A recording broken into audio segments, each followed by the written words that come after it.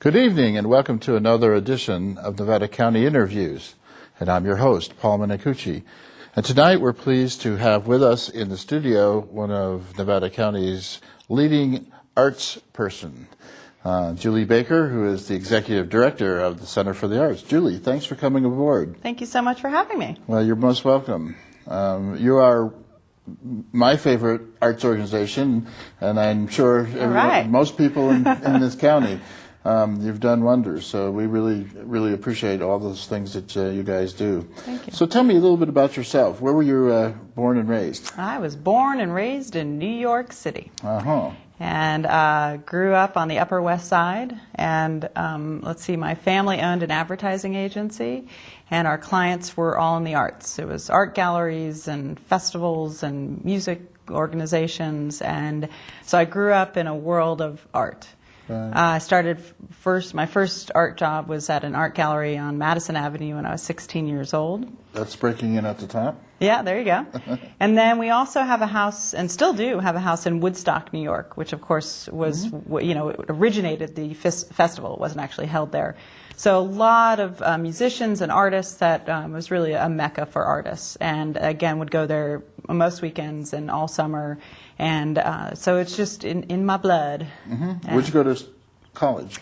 I left New York and sort of went for the antithesis of what I experienced, because I went to a very small private all-girls school in Manhattan. Mm-hmm. And so I went to UC Santa Cruz. Uh-huh. And I just escaped New York City and went for the beauty, and you can't go to that campus and say and not fall in love. So it was great experience. Well, my daughter's a graduate, and I told her it's her one and only shot at living in Santa Cruz. That's exactly right. I know. I left and I moved back to New York, and I thought, what am I thinking? But it was, I went back for work, and I worked, in the end I ended up working at Christie's, the auction house, and then I actually took over my family business, and I ran that for 6 years until I sold it and moved here to Nevada City, which has now been 13 years. Wow. Yeah. And so when you first got here, you did maintain your connection to the arts, right? I actually was first, having just sold the business, I was on the phone a lot with the person I'd sold it to and consulting back. But then it was now, 13 years ago, it was 1998. It was right as the whole second gold rush was occurring. And I got a job at a local company called TriStream, and they were a web development company. And I got into the whole .com technology world. And I was in that for about 2 years as an executive producer, sales and marketing person. And it was exciting and really fast-paced. And I thought, geez, New York was fast-paced, and I'm coming to Nevada City and slowing down, and then all of a sudden I was, working inside Cisco and places like that. And it was great, but it was soulless for me because it was not the arts, and that's really is my passion. So in 2001, I quit that job, and I opened Julie Baker Fine Art. Right. And that was opened in November of 2001, which was a difficult time for our country and for the world, but it was actually a time when I think people needed art more than ever. Right. And opened in Grass Valley behind Foothill Flowers, and we had over 400 people show up at the opening, and we had a fabulous, interactive performance piece, dance piece out in the parking lot, and Joanna Newsom actually played the harp at my opening. She was before she was known as who she is today. Right. And it was just an exciting time as well. Who's your favorite artist? You can say now. Oh my gosh! In terms of just internationally, who you represented? Who I represented? Yeah, who you I will never say. Yeah, I know. I figured that. No. Who do you like? Everyone. I mean, there was, when you work that closely with artists, there's things I liked about them personally. There's things I liked about their art. I always love artists who are exploring a new medium, who are doing something different. And I was really personally into different textures and things like that. And I'm not so much into conceptual art. Art doesn't necessarily have to, tell a story in that way. I actually love things that are beautiful. But certainly technique and medium was of interest to me. But in terms of artists over the years, not mine that I represented, there's an artist named Ava Hess who I love. Yes. So. And tell us how you got into the presenting business. How did you get to come to the Center for the Arts? Yeah, so about 2 years ago, I actually opened my gallery in New York in, let's see, what year was that? That was 2008. And when Lehman Brothers closed, I had to close my gallery. It was a difficult time for the art world. And so I ended up closing the gallery in New York, and at that point I'd gone by appointment here in Nevada City. And to be frank with you, I needed a job. I needed to get back to work. And so I started looking around. I actually worked for a short period for TriStream again in the technology sector, but again found it just isn't my passion. Really hard for me to be in a place that's not my passion. And I was hired as a consultant to the Center for the Arts as their marketing consultant at first, because my background is really in arts and arts marketing. And I got in there, and the current executive director had been an interim executive director. She was wanting to leave anyway, and I just saw the opportunity and felt that it was an incredible organization that I thought needed to be here in our community, but needed management. It really just needed leadership and management. And so I threw my hat in the ring and said, I'll do it. And they were fools and they hired me. They believed you. They believed me. Yeah, yes. Which is a good thing, because you've done a remarkable job. And we're talking off camera, how many nights do you have acts in your building? It varies, but there's something going on at the center every day. Yeah. I mean, today is a great example. We just had visual art camp, circus camp, a dance showcase, and our children's theater company. Right. And then tomorrow, a big show at the Vets Hall, and then a big show Saturday and a big show Sunday. So it can be as much as 6 days a week. I think we try to rest on Mondays, honestly. It tends to be our off day, but our office is open every day. Right. So it's really a hectic thing to do, to be a presenter. I know. I mean, I've run theaters before as a producer, and that can be hectic as well. But you do get a little downtime in between shows, and as you rebuild sets and that kind of thing. Yeah. But you guys almost never have a night off. We don't really. I mean, and you have to change your sets and have Yeah. to be aware of different configurations of lighting and sound. Yes. I mean, we have an incredible team of people. We have an amazing staff of real industry professionals. People, this is an amazing thing about our community, right? Who lands here, Yeah, exactly. and who lives down that dirt road, and you find that the person who has been famous in their field actually lives in Grass Valley, Nevada City. And so we have a facility manager who was at Caltech for 35 years as the facility manager at the Center for the Arts. Our booking and production manager was with Bill Graham Presents and toured with Beck. And we have, the person who used to do the box office at Foothill Theater Company, my, extensive background in arts and marketing. And so we just have a great and really hardworking and very dedicated staff. And then we have a great group of volunteers. As a nonprofit, we couldn't do what we do without those folks. So we have about 300 trained volunteers now. And then we have a, really, again, dedicated board of 11 people in the community. So all of that together makes for... It's quite a team. It's a great team. Now, you may not know because you weren't here, but Cal Tech had the sort of father of presenters in our state, Jerry Willis. I don't know if haven't you're a come person. across. You should ask that name, because when I was deputy director of the Arts Council the first go around in the 70s and early 80s, he was our go-to guy in designing touring and presenting programs.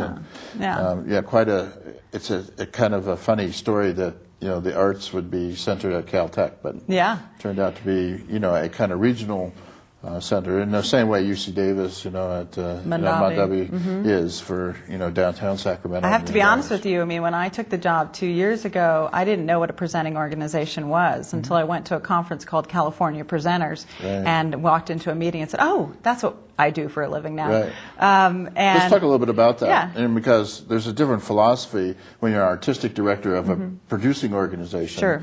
You have a lot more leeway, and it is about the arts that you are occurring, with the writers and directors, but it has fewer shows for sure. Mm-hmm. And presenting, you're really taking people, both local and nationally known acts here to Nevada City, so to Grass Valley. Mm-hmm. So how do you choose those acts? What goes into doing a season? We don't do a season, so that's one clarification, and actually does make us different from a lot of presenting organizations. So we actually utilize the what's called a routing destination. So one of the first things I did was I went to a giant conference in New York called APAP, Association of Performing Arts Presenters, and it's sort of, It's the trade show? It's the biggest trade show for this industry. Which is a fun show because you get all these acts coming in. And I got to go back to New York, although they hold it in January, which is the worst time to go to New York, but okay. I went basically booth to booth to agents, and I introduced myself, and I gave the spiel about this community and how amazing and unique this is in terms of who lives here, the artists who choose to live here, from the late Utah Phillips and Terry Riley, the world-renowned composer, and Gary Snyder and Roy Rogers, the slide guitarist, and Joanna Newsom, and all of these, Alistair Frazier. So when you start to say this is who lives in our community, they start to perk up and go, oh, well, okay, that's interesting. And then you say, we have this incredible community radio station that plays just a diverse arrangement of music and educates our community about what's going on in terms of music, and that's KVMR. And so you give this pitch about this unique place that's beautiful. It's nestled in the foothills in the Sierra Mountains, and people start to go, where are you? I'm sorry, what was it? Grass Valley? Right. And they said, well, it's actually only an hour and a half from Sacramento, and 2.5 hours from San Francisco. Anyway, so by the end of my APAP conference, I got to know a lot of agents and handed out my card and said, we'd love to be a place along the way. So when they do a show in San Francisco and then they want to go up to Portland, we're a great stop along the way. Right. So if we book too far in advance, we don't have that flexibility. Right. And in fact, when I was at the Arts Council, we had a presenting program, training and presenting program, and it was really built around that concept of having the magnet, big time producers, and then you had the sort of the follow-up pieces. So people said you didn't have to be a big center of it to get the benefits of and touring. the performers love to come here. We Sure have do. Incredible audiences. I was just saying to someone that when we had Chris Christopherson come to town, the audience just adored him. And after the show, he walked off the stage and he looked at me. He goes, "That was a great show," and that's special for them, and they will remember that. So our goal is to have a great experience for both the patron, the person who comes to the show, and for the artist. And it's a small industry like anything else, and they talk. And now we are known. We're known as a place that artists can come. We sell out shows. They have a great experience, and the audiences love them. Right. So we're just continuing to grow in that fashion. And in terms of how we choose it, part of it is you look at your demographics of our own community, and we have a large group of people who are retired, who are baby boomers. So this sort of shows that we choose like a Chris Christopherson, the Smothers Brothers, Kingston Trio, Taj Mahal. Those larger shows that we've done have been targeted towards that, let's say, the baby boomer generation. But what's exciting, what I love about my job and what I love about the center is that we don't just serve one segment of our population. Right. We serve everybody. We go from kids to the 20-somethings to everything up to an 85. And you get a good mix of local people and regional people and nationally known people. We are so lucky. This is an incredibly talented community. Right. And so to work with a woman like Lorraine Gervais, who does these terrific tribute shows that we've been doing, Aretha Franklin, the next one, Fleetwood Mac, and it's as good as anything you're going to see on Broadway. And people will tell you that. They'll walk out. And I say that a lot of people who've moved here are urban refugees, right? They've moved from San Francisco or LA or wherever it may be, and yet they still want great culture, and that's part of why they chose to move here. Right. And so we're happy to be able to provide that. Right, and I was a big fan of Foothill Theater Company, but the truth is that we didn't go south when they had to close their doors. In fact, the community theater has really stepped up, and with our different stages, Cats Yeah. and Sierra stages and the other Yeah. groups around town. Yeah. The menu is really varied and is as good as you can possibly imagine. Yeah. So we're really blessed. I think the only complaint we ever hear is there's too much. Yeah, if that can ever be the case. Yeah, I don't know where to go. There's so many options. Now, tell me a little bit about, you have, of course, in your building, you have a 300-seat theater, and then you have a smaller theater. It's called our off-center stage. It houses about 90 people. And this past year, we did The Belle of Amherst, which was an incredible one-woman play with Marian Jeffrey. Right. I have to say, I left that place sobbing. It was so moving and so well done. And in that case, we actually did co-present and co-produce that show. We tried not to do too much producing because it is much more work in that way. Presenting, we can do sort of different show every night. Yeah, exactly. But it's a great space and much used by the theater companies that you just mentioned. Right. And we just are working with Ewing Ventures, and Legacy's coming in the fall, and Sierra Stages use it. So everybody has been using that space. And then we're also starting to do some smaller music shows back there, and that's been great as well. Yeah, it's a nice space. It is, I enjoy yeah. it. And then, of course, you have bigger acts at the Veterans Hall.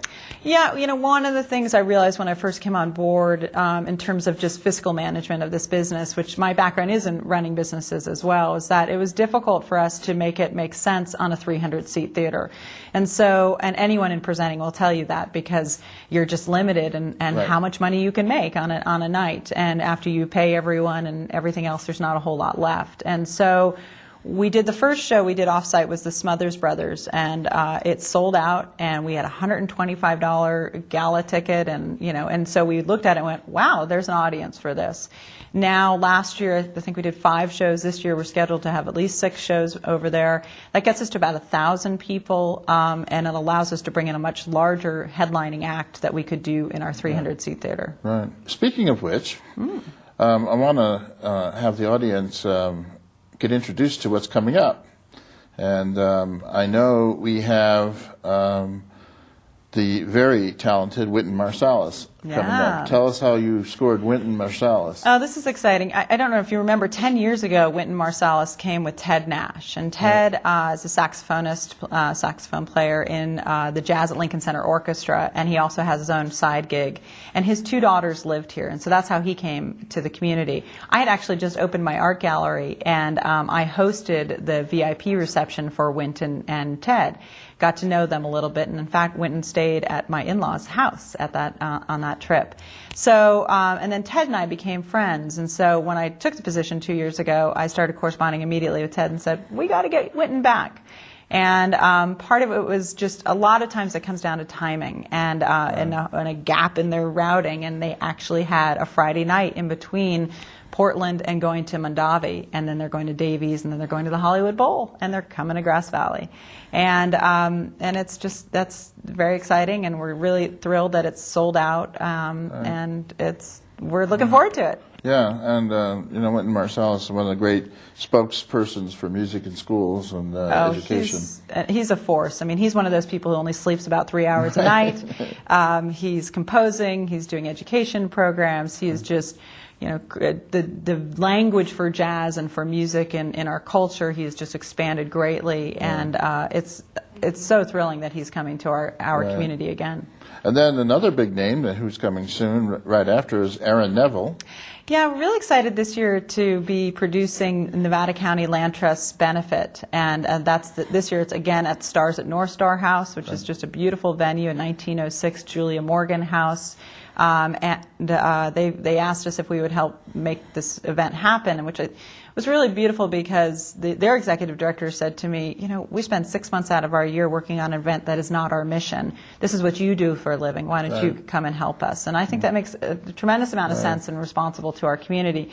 So we're presenting Aaron Neville, and opening for that is Dumpsta Funk, which is Ivan Neville, Aaron's son's band. They are the hottest funk band out of New Orleans right now. The whole event is going to be a New Orleans theme. It's going to be the bon ton roulé. It's going to be the greatest party. Let the good times roll. We're going to have so much fun. And that's coming up on August 5th. And it's a terrific cause for land conservation and also just a great party. So we're really looking forward to it. Yeah, I remember Well, presenting at the Arts Council, we had Queen Ida and the Zydeco band, and that was the most fun I ever had on a show. And then following that, we have a very famous person from my generation, the baby boomers, Buffy Sainte-Marie. Yeah, you know, I think it was partly my Woodstock roots that made me pick this one. I remember Buffy being talked about, and maybe even her music played back in the day when I was hanging out a lot in Woodstock with people like Levon Helm and the band and that group. And I saw some other place was presenting her, and I thought, what about Buffy Sainte-Marie? And I contacted the agent, and next thing you know, she's coming our way. And I think, you know, her current band is totally rocking. She's making some amazing current music as well. I encourage people to go look at our website and then go look at her website as well and hear what she's up to. But yeah, she was famous for Universal Soldier, and she's had as a songwriter, she's had tremendous influence on a variety of people. So that's quite a threesome. And then, you know, following that, we have Amy Mann.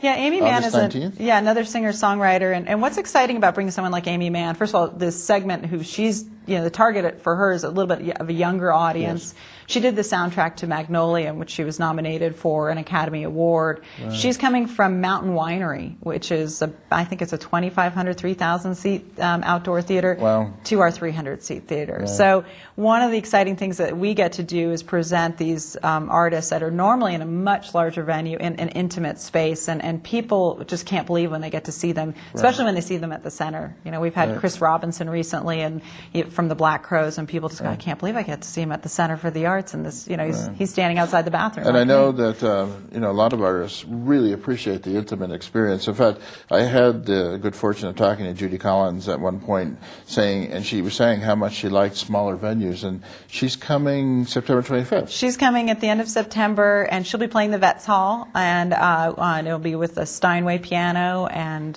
one other person as well.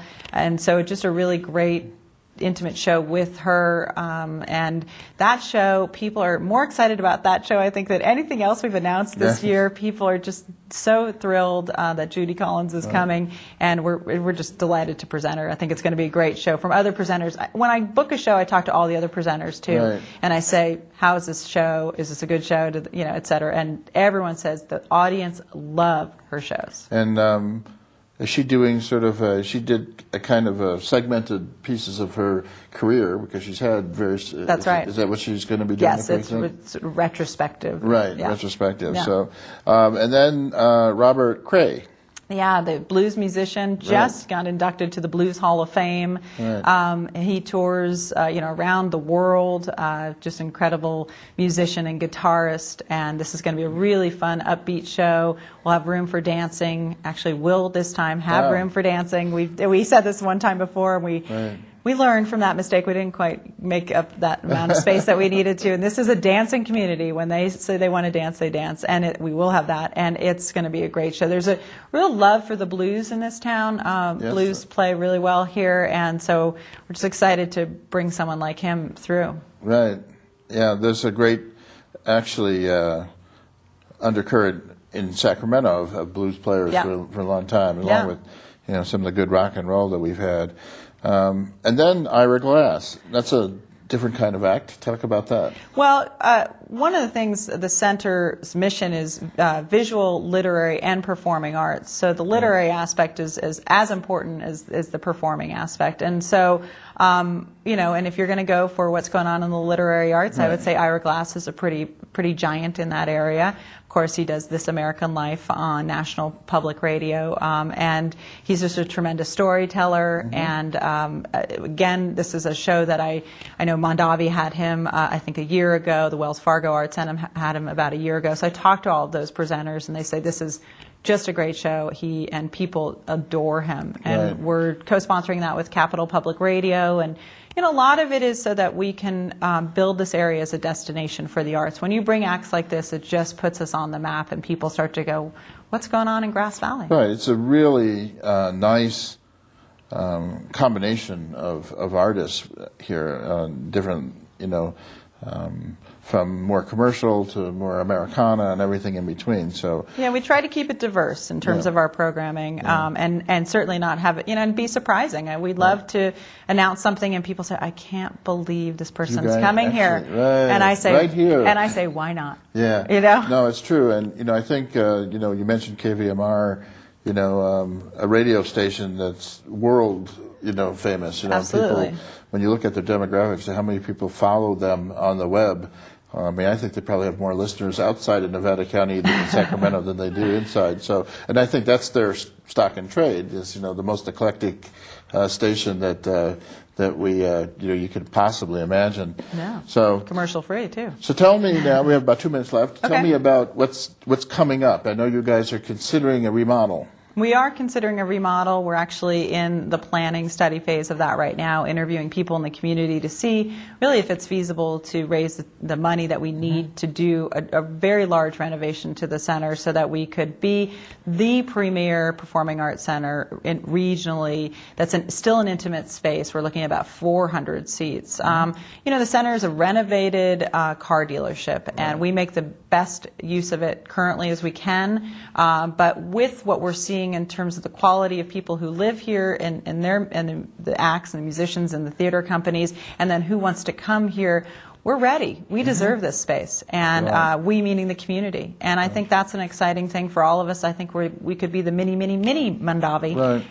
for this area. Right. In fact, I've worked a lot in Sacramento, and it's one of the biggest issues in Sacramento is they have no medium-sized 400 to 700 seat space. They've got a couple of large spaces, and they've got more intimate, smaller spaces. And the community really needs to have the size that you're talking about, 400 seats. And that is the right size. That actually is what the study came back with and said that makes sense for the population that we have, which is 90,000, including Truckee. Right. So. And that our goal though is to have it be used by all the different organizations and to be able to have classical music there as well. So I think it would be the best thing for our community and be very exciting.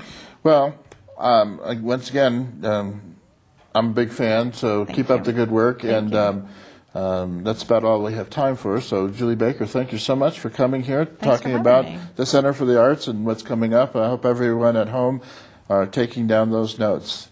That's about all we have time for now. It's Paul Minicucci saying goodbye for now. Bye-bye.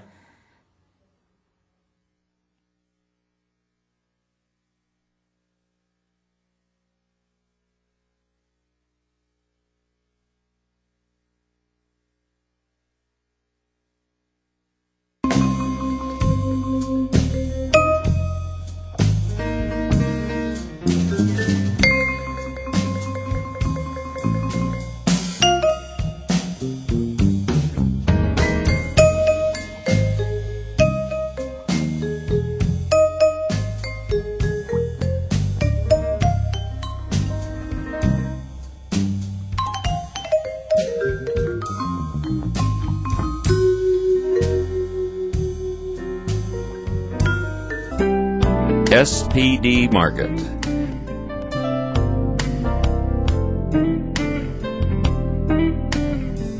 Providing neighbors with quality and service for more than 45 years. NCTV thanks the following station underwriters for their generous support. B&C True Value Home and Garden Center. For more than 60 years, striving to meet the needs of their customers and our community.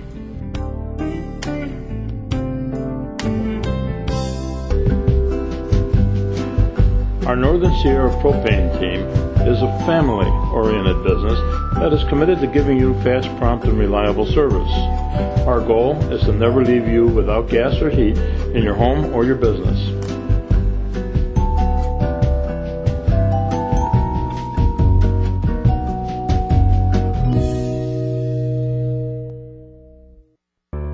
Seventh-day Adventist Church, Grass Valley, provider of amazing facts, religious weekend programming, located at 12889 Osborne Hill Road in Grass Valley. Is underwritten by the Nevada Irrigation District.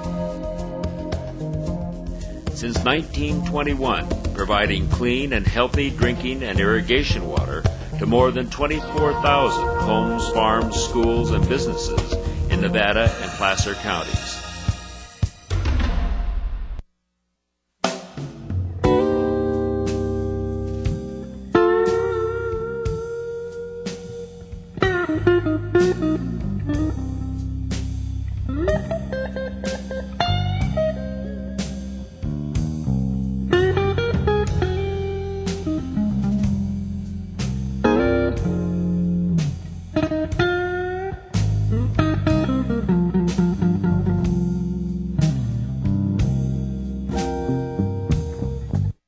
Hi, I'm Paul Minicucci, Executive Director of NCTV, and I'm in the studio today, and we have a very special guest at a remote location. Please welcome Susan Wallace. Thank you for having me. Today's show is all about Scooter's Pals, and this is a very special project that Susan runs. Susan, tell me about how we got started. What happened in 2005 that started this process? I think you mean when Scooter died. Yes. Scooter died. How did that happen? I had my carpets cleaned by a madman who came back in the middle of the night. He claimed that I looked like his mother. He stabbed me, slit my throat. And he killed my dogs and burned my house down. And the Scooter's Pals started off of trying to make something good come out of all that horror. Tell me a little bit about Scooter. What kind of dog was she? Well, to me, she was special. Like most of us dog owners, she's a little peculiar. She was stubborn. She and I took a road trip all the way across the country together. I'm really glad I did that because it was the last trip I took with her. And what kind of breed was Scooter? Shih Tzu. Is that one of your favorite breeds? I love all dogs. I grew up with rat terriers and pit bulls, but my vet had talked me into adopting a Shih Tzu many years ago. This owner died, and I fell in love with the dog, and it was all up or downhill from there. I've been really partial to them since.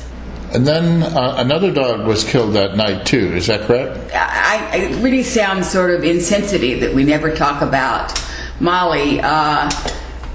But Molly was so old that somehow her death did not hit me as hard. I didn't expect her to be alive every day I came home because she had respiratory problems and she was 17 and she'd had a good life. She was a rescue dog. And Scooter was a dog that my vet actually got me because I was so devastated over the dog that he had talked me into dying.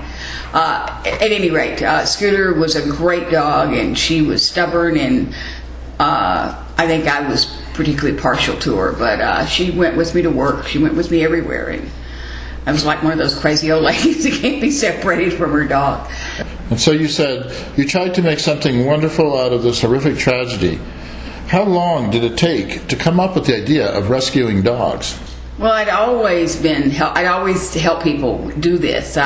When I worked in the legislature, I was always working, and I was a single parent, so I'd help people raise money that were into doing good things. There was a group in Sacramento that helped raise money for the homeless people's dogs, which I always thought was really very worthwhile cause. And my vet was involved in helping, called Mercer Clinic, which was the vet students at Davis showed up on Saturday, and under the guise of some actual veterinarian help, and so the dogs that were really with the homeless community got medical care once a month. I know those dogs are probably the most vulnerable population. You know what's interesting is, I find this really interesting, is that if you look at the homeless dogs here or elsewhere, they look, to me, really healthy because they have so much human interaction. It's really obvious that with all that love that it even probably trumps good food in terms of how it impacts them. I'm always remarkably surprised by how healthy they look. I mean, you have an owner who's a little bit unstable, but they do have good interaction with your dogs. So you began Scooter Pals, and it became a nonprofit in 2008. I was involved with another person here that was really, he and I co-founded Scooters, Carl Kobler. He was involved with another rescue that he was leaving, and a number of people that were leaving that rescue wanted us to do this, and they were really excited about the work. And I wasn't really in great shape when we first started. I was kind of limping along. I'm probably back to 100% of 50%. I mean, I'm back anyway. And it's been hard work. It's harder work than I thought it would be, frankly. It's stressful. And how many hours a week would you say you put into this project? I don't think I take a day off, because if somebody's calling about something, I'm far too reachable. And I don't know how to not do this. I mean, I'm going to have to, it's one of my challenges is to learn how to do this within balance so I can do it for longer than. And what kind of services does Scooters Pals provide? Well, Scooters Pal, I think we provide a lot of really creative and useful services. First, what we do is we take dogs that are on a list to be put down in California shelters, and people get those lists. I send those lists out. It's really very depressing, actually.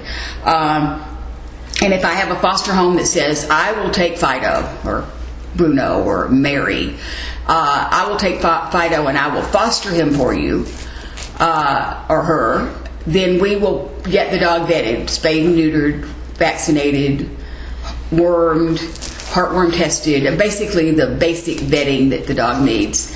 And if the dog, of course, turns up to be sick, before I put my head in the oven, I also provide that vet care. That's really an expensive proposition, and that's happened to us quite a bit. But we don't ever put dogs down because they're sick. I mean, that's absurd.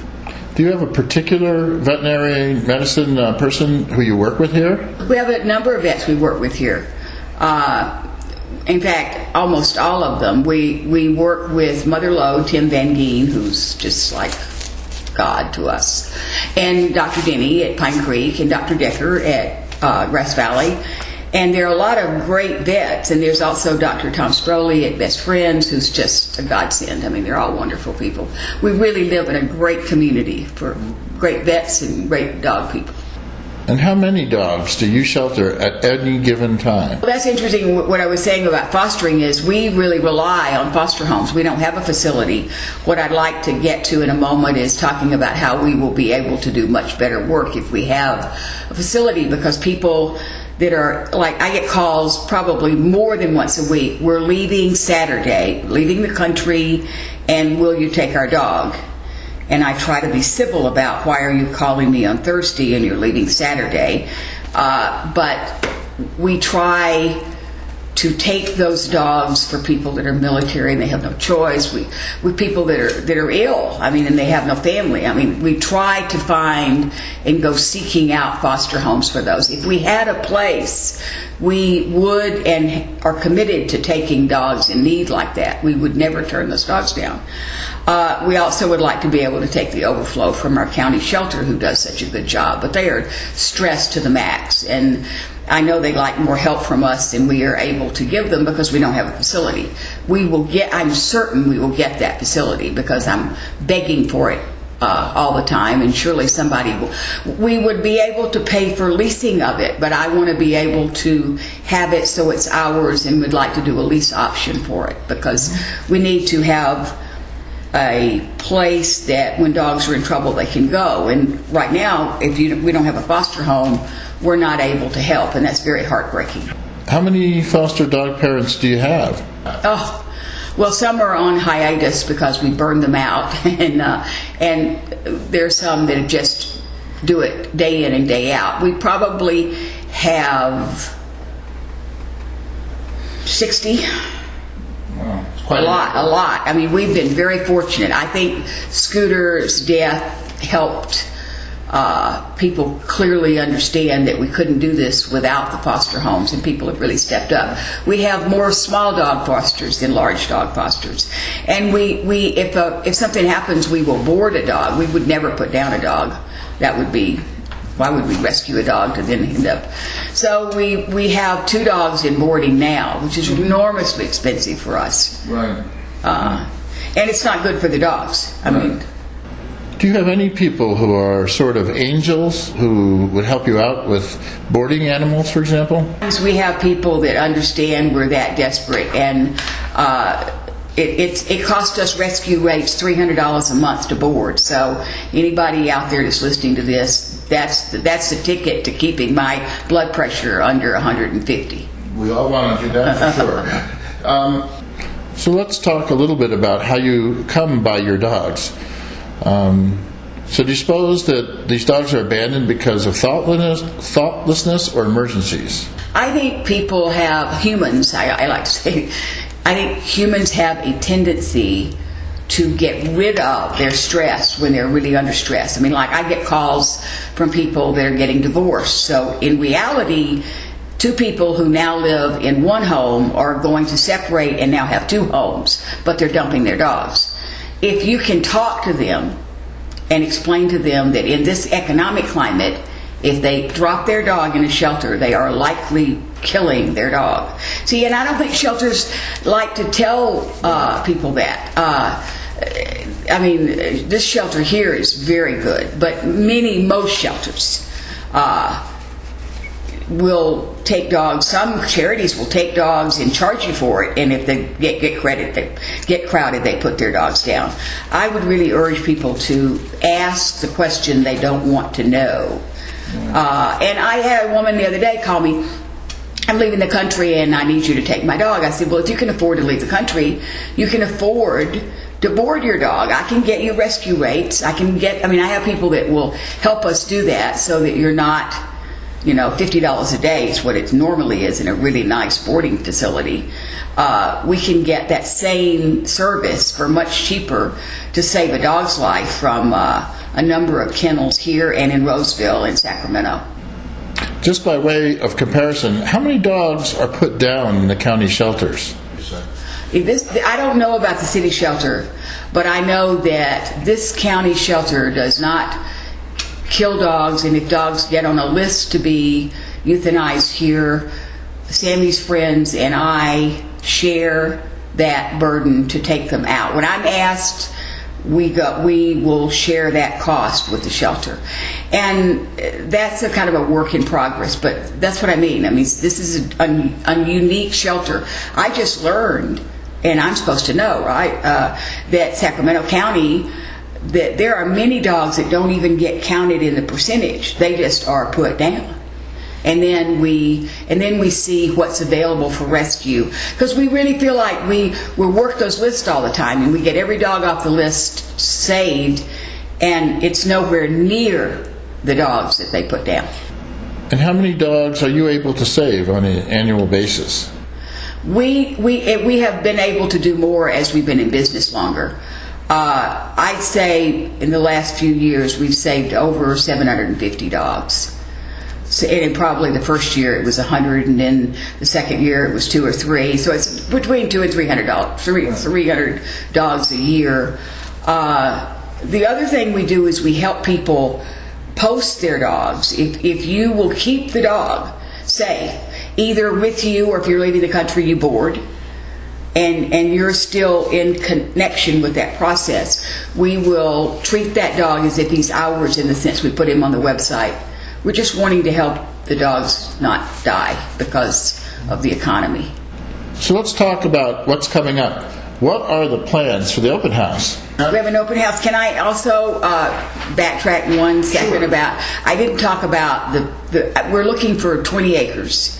We would be able to lease option, lease to purchase. We want to have that be a sanctuary and a rescue. So, because we do have some dogs that take us forever to find homes. We do find homes, but it takes so long. And are those dogs usually older and bigger dogs? They're just dogs that we've gotten and we didn't know they were ill. They're diabetics. Most people. I adopted a diabetic pit into Michigan, which means into a woman that looks like us, but is actually an angel, a nurse that has a ranch, and she and her husband took Precious, who was a very sweet-natured, fat pit bull that was very friendly, and I mean, it's unheard of to find a pit bull that, and the dog had diabetes, and we we found her a home. But it took a while. So we need a sanctuary that we can have, like we have Russell, who is in our Guardian Angel program, where people do contribute monthly to us under that program. And our website has most of this information if you hunt and peck through our system there to find it. So let's run your address again. It's www.scooterpals.org. So on a 20-acre site, you'll be able to shelter dogs. Will you have outdoor or indoor facilities? Well, we will build kennels there will be shelter. We will build kennels. We have commitments from people that say, if you get the land, we will help you do this. I haven't taken any money from anyone. I don't want to do that till we find the land, because I want everybody to feel good about this, and we're dancing as fast as we can here. Right. But a sanctuary and a rescue and a little place for rehabbing, because one of the things we do that I think is very valuable is we help people when their dogs exhibit odd behavior, or like we hear about this kind of thing all the time. The dog's been friendly forever and all of a sudden wants to eat your cat, or is not getting along with other dogs. We have two people that are what I call dog behavioralists. They really are much beyond trainers. And you don't want to go and get a $5 training session for that kind of problem. You really need someone that has the skill to do that. What are some of the things that would cause a dog to change their behavior so drastically? I have no idea what does that. I don't have those skills. I know how to find people that have them, though. And we want... I tell people, if your dog's acting out, if you love your dog and you can't stand to live with him, why do you think I'm going to be able to rehome him? I mean, you need to be realistic here. We can fix this, but we need to take this a step at a time. The behavioralist, and I've seen miracles, I'm telling you. Beverly Mercer Ward, who helps the shelter and us, and Erin McGee, who's in Browns Valley, they're like magicians. It's incredible, and they help us and they help the community. How long will it take for your plan for the new facility to take into reality? Last week. I mean, every time I you'd be can't ready take to do it. we are ready to do it. If you've got the land, we've got the volunteers. We have probably 100 volunteers. I'd say maybe 20 or 25 that are like dedicated. We're having that open house, which you were about to lead to, next Saturday, the 18th of June, which was donated by Carol Hamilton and her husband Bob. They adopted a special needs dog from us, and they liked the work we did, and they were really very generous and said, you will be able to find that land and do what you want to do if you have a place where people know where to come, they know who you are more. Right. And the organizational nightmare of running this with this many dogs and not having a place is like, that's why you see my eyes rolling in the back of my head. It's a lot of logistics for you. Yeah, it's really an enormous amount of work. If you had a facility. Do you use any educational work or do any educational work with children so that they will understand the responsibilities involved with having a dog? The longer I do this work, the more I see that when I used to hear people talk about education, I think, I'm too busy. I'm too busy to tell you what you should do. I just got to pick up after you, right? It's really a dire need that people need to know that dogs' behavior today doesn't mean what the dog's behavior will be tomorrow, that feeding dogs good food is you're going to extend their lifetimes significantly and the quality of their life. And we're talking internally about how we're going to do that, and that's really on the agenda. Do you have any programs with senior citizens? We know that there are many benefits for having a dog, and I would say senior companions and elderly people would benefit by that. Well, I would say that probably over half our fosters are seniors. Mm-hmm. And I'm a senior, and most of our volunteers are senior. We are in Nevada County, which is a hotbed of seniors that are pretty healthy and dog loving. So we talk about that, and seniors on a fixed income, fostering is great because we pay the vet care and we provide the food if they need us to do that. Some of the fosters feed just as a donation to us, and other fosters like us to provide the food, and we really want our dogs to eat healthy food, so we're kind of a little obsessive and compulsive about that, actually. Tell us a little bit more about the open house and who's going to be there. Oh, good. Thank you. Open house is next Saturday, June 18th. It's at 139 Jaworski Drive, which is next to the Hertz Rent-A-Car. It has a big picture of Scooter on the wall now, finally. Grass Valley Sign donated this sign. God bless them. And it's just great. I mean, every time I drive by there, I just feel like tearing up. It's really wonderful. And anyway, it's from 2 to 6, and it's a celebration, but it's really a thank you. You know, we're all volunteer. Nobody at Scooters takes a salary. Nobody takes expenses. When we do things, we kind of all stick our hands in our own pockets.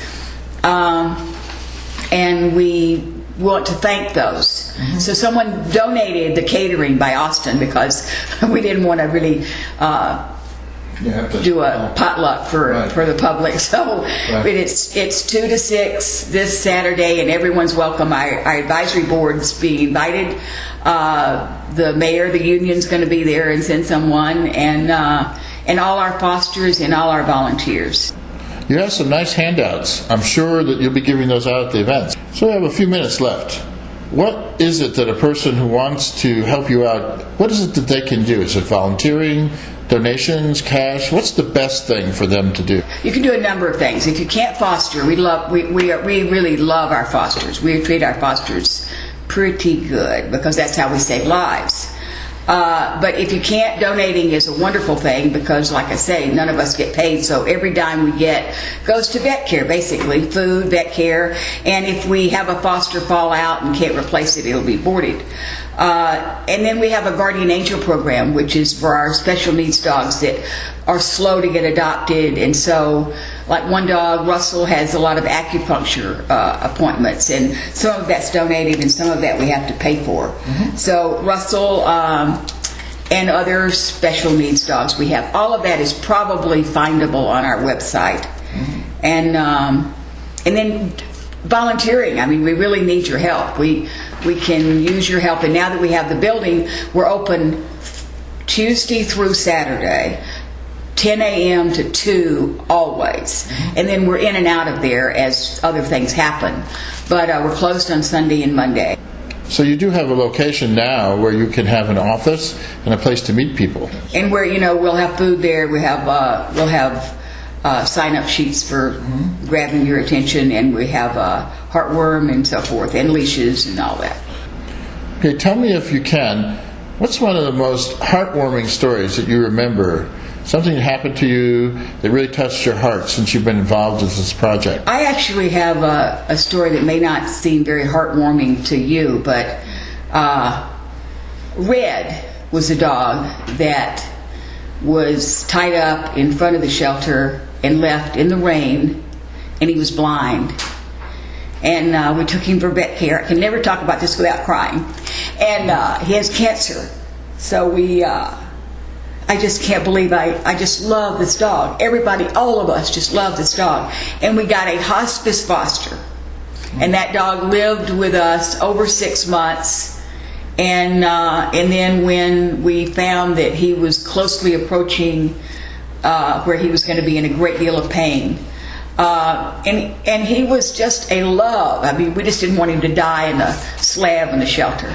Right. And that was a great story. I mean, I thought, he came to our adopt-a-thons, and when he first came, he was so deadpan, given up. And we were all so enamored of him that you could have seen him strutting his stuff after being at 2 of our adopt-a-thons. He was so full of himself. And he had a great 6 to 8 months with us, with Debbie, a local person, and her mom, who just were angels. Wow, that's a very poignant story. The time we have left, let's talk about what you're going to be doing at the open house. Open house on this coming Saturday, the 18th, from 2 to 6. And then next weekend, the following weekend, which is the 25th, we're going to have a adopt-a-thon at Petco, which we always have the 4th Saturday. And the shelter is also having an adopt-a-thon the same day. We're going to try to be at both, if we can figure that out, because we really want to support our county shelter. We can't say enough good things about the work that they do and all their volunteers. It's wonderful. I'm so glad that they're doing that. And like I say, when we get our land, we will be able to really help them more than just in piecemeal as we do. Well, And then there's the annual event of scooters that's coming up at Pioneer Park. We used to do this at my house. Now we're doing it October 15th at Pioneer Park at Siemens Lodge, and that'll be on our website. Susan, thank you so much for coming down and telling your story to us, and Scooter's story as well, and the wonderful work you're doing again. It's Scooter's Pals. Thank you for having me. Thank you so much for coming down and telling your story.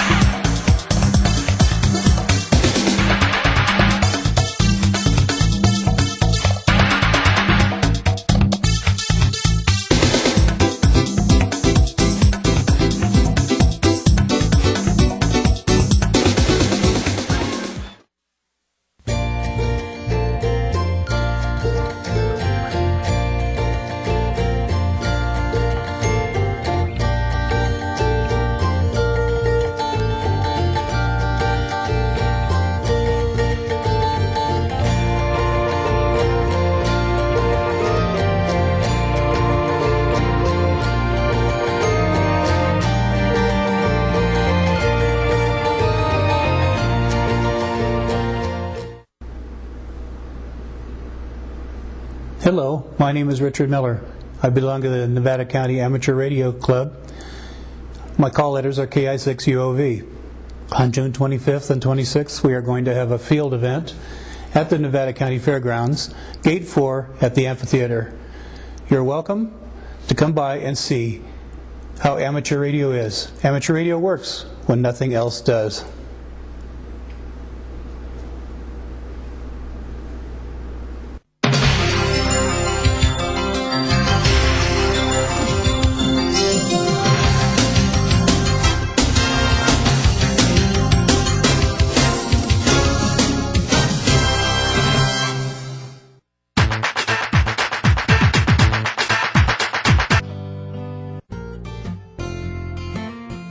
I'm home and I love it.